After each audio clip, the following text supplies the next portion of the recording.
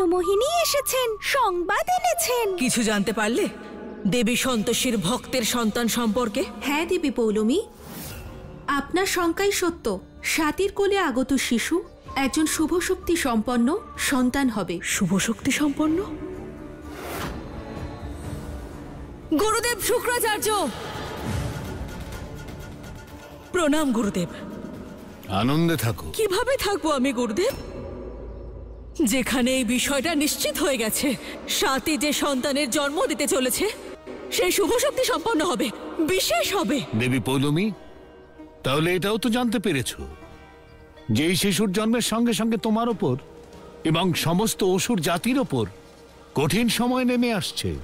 কলিযুগে এই শিশুর ততটাই মাহাত্ম্য থাকবে যতটা দাপর যুগে শ্রীকৃষ্ণের ছিল। তার জন্মই কলিযুগে অধর্ম আর অন্ধকারের সমাপ্তি, অর্থাৎ তোমারও সমাপ্তি ঘটবে।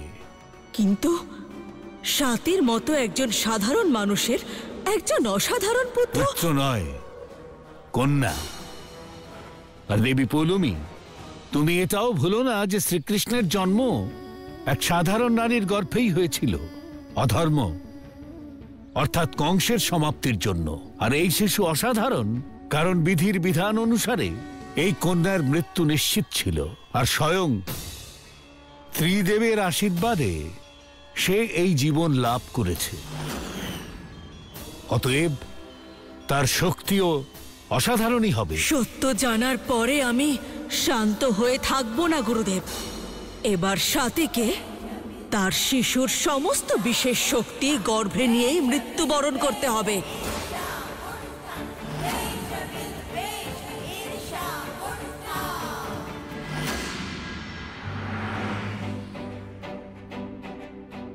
মনে হচ্ছে বাইরে কোনো গাড়ি এসেছে। স্বাতী, মনে হয় ঠাকুরপো চলে এসেছে।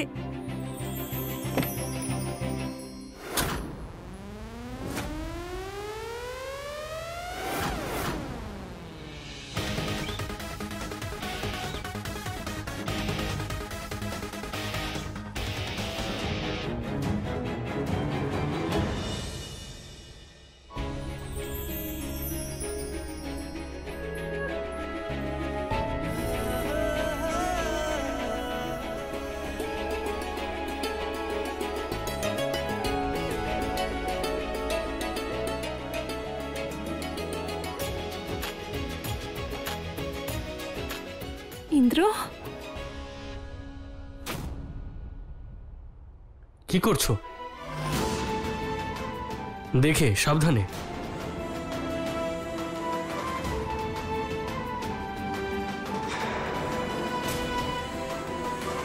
ইন্দ্র, ও তোমাকে এতদিন পর দেখলো, তাই খুব খুশি হয়েছে বেচারি।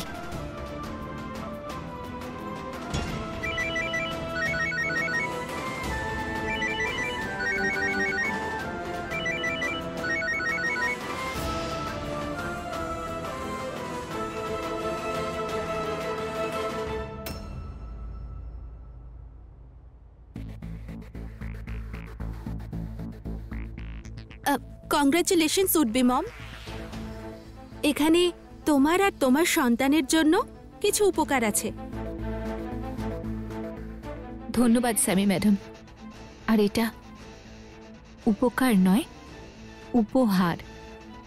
খুব মজা পাও না আমাকে কারেক্ট করে দিয়ে?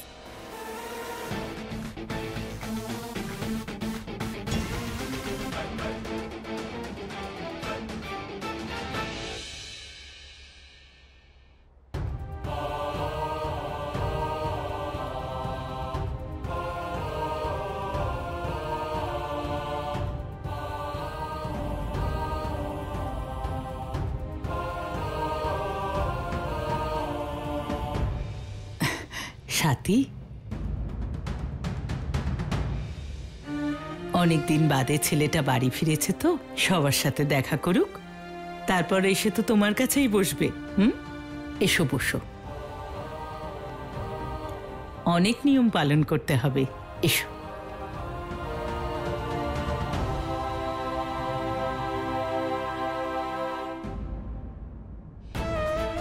তোমার ইন্দ্রকে তো আমি 2 মাসের মধ্যে নিজের রঙে রাঙিয়ে দিয়েছি।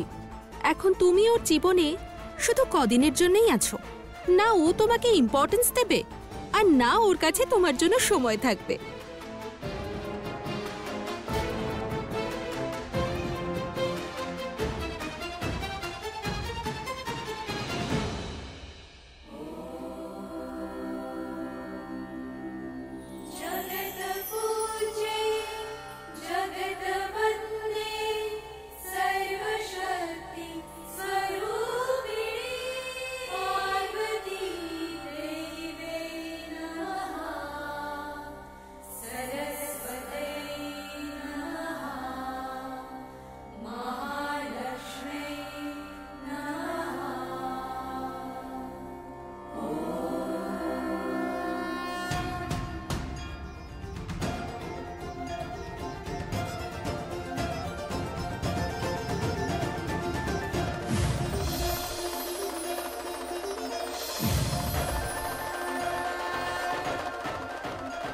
দিদি,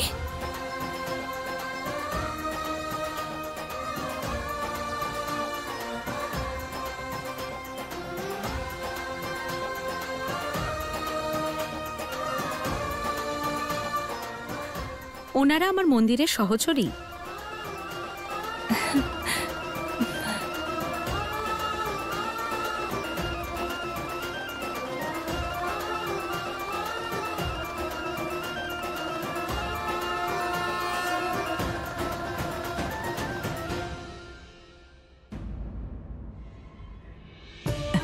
আপনি খুবই শুভ মুহূর্তে এসেছেন সন্তোষী দিদি।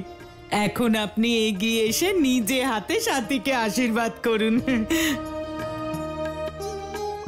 সাথীমা, এসো, বসো। আরে, আপনারা সবাই এগিয়ে এসে আমার সাথীমাকে আশীর্বাদ করুন। আসুন আসুন।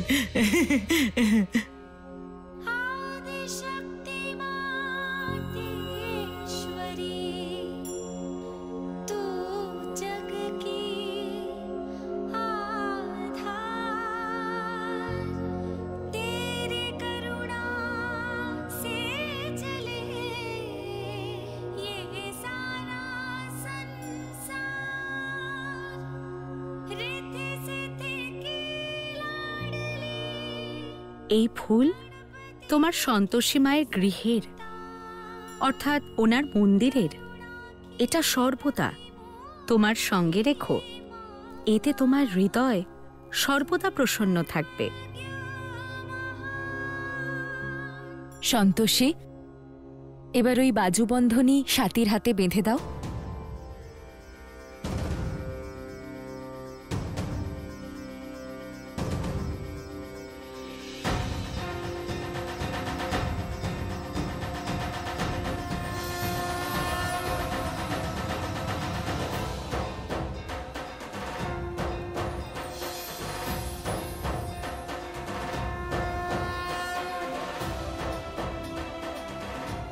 এটা কি দিদি? দেখতে কি সুন্দর। এটা রক্ষার সূত্র সাথী। এটা তোমাকে আর তোমার শিশুকে সকল কুদৃষ্টি থেকে বাঁচাবে। যাই হয়ে যাক না কেন, তুমি এটা কখনো খুলবে না। হ্যাঁ।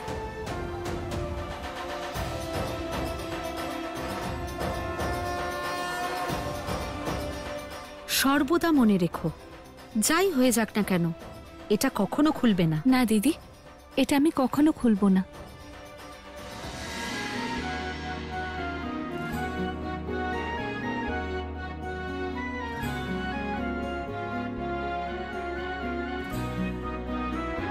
তোমার বাবা এসে গেছে, খুব মিস করছিলে না? আমিও। কিন্তু এখন সব ঠিক হয়ে যাবে। ইন্দ্র, ছাড়ো না এইসব, এসব পরে করে দেবো। আগে আমার পাশে বসো, কথা আছে তোমার সঙ্গে। হ্যাঁ, বলো না, কি বলতে চাও? কোনো একটা কথা নাকি, কত কথা আছে তোমাকে বলার। একটা কথা বলো তো, আমার কথা কি তোমার একবারও মনে পড়েনি? নাকি সারা রাত আমার কথা ভেবে ঘুমোতেই না, আমার মতো? 1 মিনিট সাথী, আমি এক্ষুনি আসছি।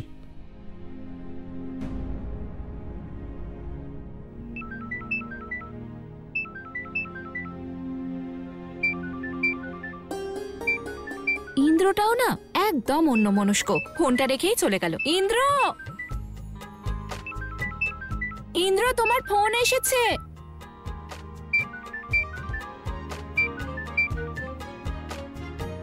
কেটেই গেল।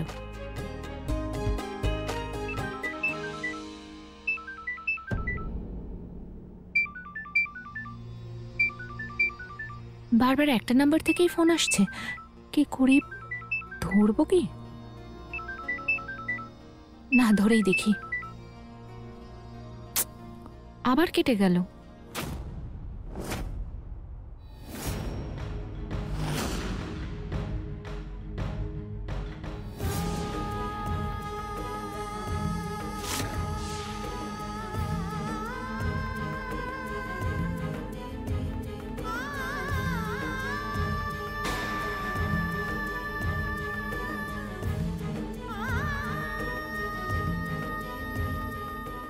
ইন্দ্র স্যামি ম্যাডামের সঙ্গে, এটা হতে পারে না, এটা সত্যি নয়।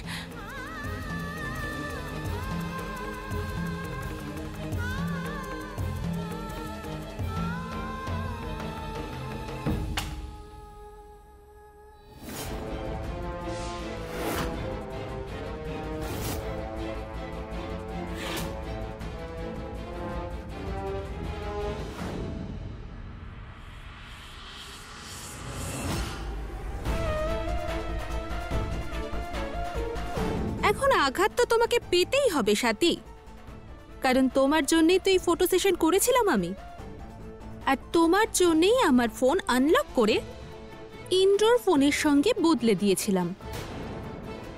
ইন্দ্র আর স্যামি ম্যাডাম, এটা হতে পারে না। এই মিডল ক্লাসের মাথায় তো মেলোড্রামা চলছে। না না, এই তো হতে পারে না, এই সব কিছু মিথ্যে।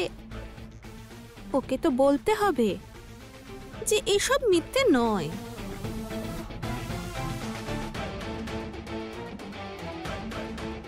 আরে এই তো, আমার মনে হচ্ছিল যে আমার ফোনটা ইন্দ্রর সঙ্গে এক্সচেঞ্জ হয়ে গেছে। আরে এটা আনলক কি করে হলো? আর এই ফটো অ্যালবাম তুমি দেখে ফেলেছো? ওই ওই সাথী, আমরা না ছবি তুলছিলাম। দেখো সাথী, তুমি যেমনটা ভাবছো সেরকম কিচ্ছু নয়। আমার আর ইন্দ্রর মধ্যে সেরকম কিচ্ছু নেই, সত্যি।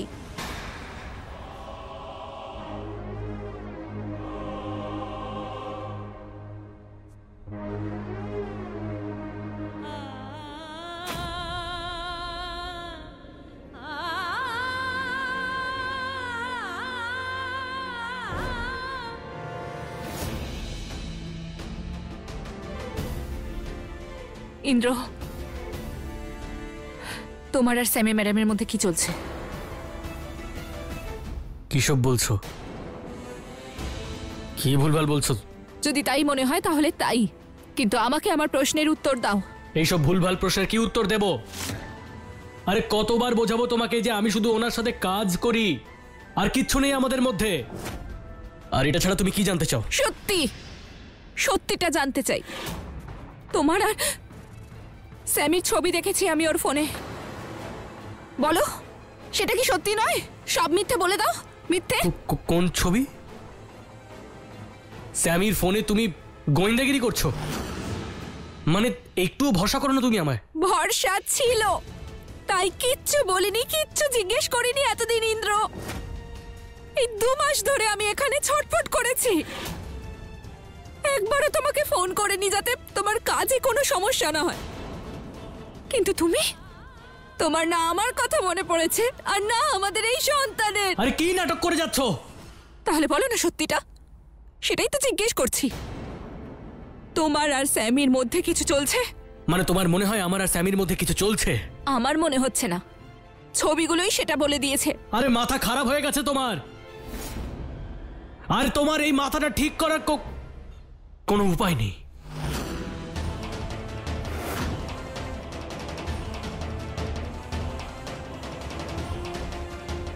কিছু একটা চলছে। ইন্দ্র,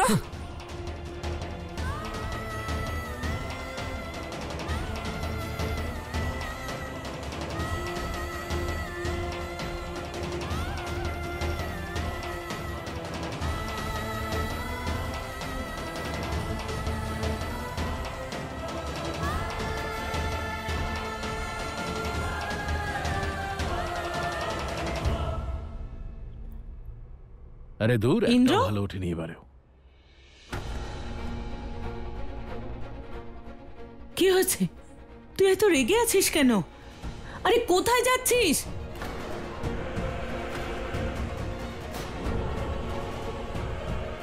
ইন্দ্রর আবার কি হলো? স্বাতী আর ইন্দ্রর মধ্যে ঝগড়া হয়নি তো? এতদিন পরে ছেলেটা বাড়ি ফিরল, ভেবেছিল বাড়িতে এসে একটু শান্তিতে থাকবে, পরিবারের সঙ্গে গল্প গুজব করবে, কিন্তু না, 5 মিনিটও শান্তিতে থাকতে দিল না স্বাতী। ঝগড়া করেছে নিশ্চয়ই। না না সিংহাসন বাবু, এই ইন্দ্রই একটু বদলে গেছে। যবে থেকে এসেছে একটু অন্যরকম বিহেভ করছে।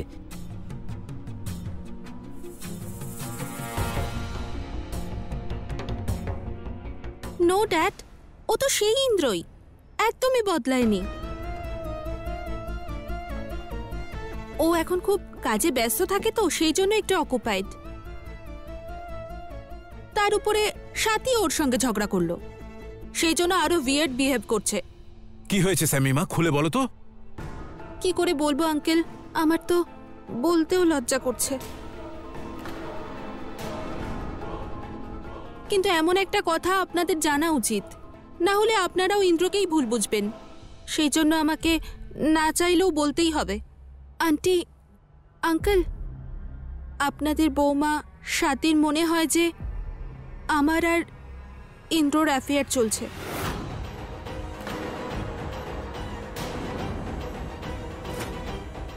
আর আর সেই জন্যেই স্বাতীর মনে হয় যে ইন্দ্র ওকে ছেড়ে চলে গিয়েছিল আর এতদিন পরে ফিরে এসেছে।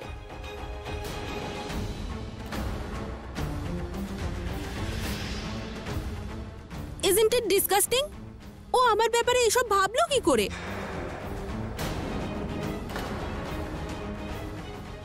যা মনে হচ্ছে তাই বলে দিচ্ছে আর দোষ দিয়ে যাচ্ছে ও শুধু। আমি তো আপনাকে কোনো দোষ দিইনি স্যামি ম্যাডাম। আমি অকারণে কিছু বলছি না। আমি আপনার আর ইন্দ্রর ছবি দেখেছি আপনার ফোনে।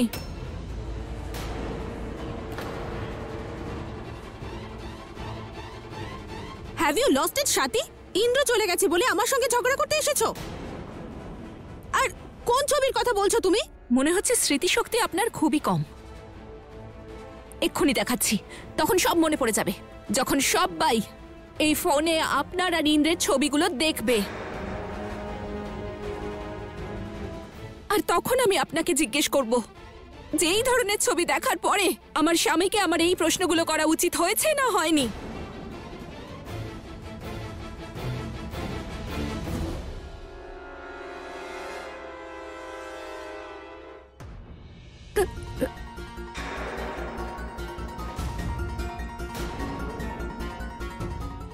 ছবিগুলো কোথায় গেল?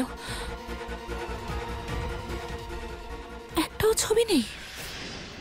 কি হলো, ফটোস পেলে না তো? আরে যে ফটোসগুলো ছিলই না সেগুলো পাবে কোথা থেকে?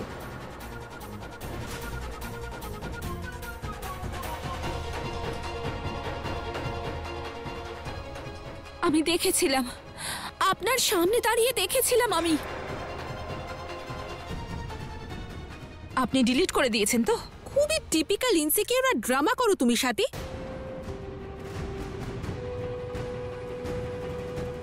যতদিন ইন্দ্র তোমার পিছন পিছন চলতো, তোমার আঁচল ধরে থাকতো, তোমার সব কথা শুনে চলতো, তোমার পাশে থাকতো, ততদিন তোমার কোনো সমস্যা, কোনো অভিযোগ ছিল না। আর ও যখন ফাইনালি নিজের জীবন নিয়ে কিছু ভাবছে, কিছু করতে চাইছে, গ্রোথের ব্যাপারে ভাবছে, তখন তোমার এত সমস্যা হচ্ছে শুধু তুমি তোমার আননেসেসারি অ্যাটেনশন পাচ্ছ না বলে। এসব তুই কি বলছিস স্যামি? আমি এটা মানতেই পারি না যে স্বাতীমা ইন্দ্রর ব্যাপারে এরকম কথা ভাববে। This is what she is all about dad. তুমি ওর আসল রূপটা এখনো দেখোনি।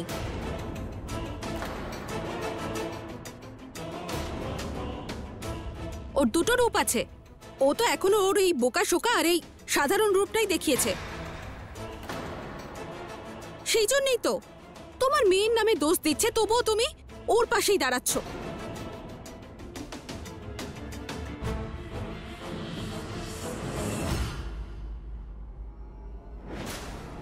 ডিসি বাবু, এই প্রেগনেন্সির কারণে ওর মাথা ঠিক নেই, যা মনে আসছে তাই বলে দিচ্ছে। অকারণে স্যামি আর ইন্দ্রের ওপর দোষারোপ করছে। আমি সাথীর পক্ষ থেকে স্যামি আর আপনার কাছে ক্ষমা চাইছি। বাবা, আপনি কেন ক্ষমা চাইছেন? আমি মিথ্যে বলছি না। মা, কাকিমা, বৌদি, তোমরা আমার কথায় বিশ্বাস করছো না কেন? সাথী, শান্ত হও। হ্যাঁ, তোমার বিশ্রামের প্রয়োজন। চলো নিজের ঘরে গিয়ে বিশ্রাম নেবে। সাথীমা, মনে হয় সিংহাসন বাবু ঠিকই বলছেন যে প্রেগনেন্সির সময় মুড সুইংও হয়ে থাকে। সেই সময় মেয়েরা অনেক কিছু ভাবে। হয়তো তুইও একটু বেশি ভেবে ফেলছিস। দেখ, এসব বাদ দে তো, এখন গিয়ে বিশ্রাম কর।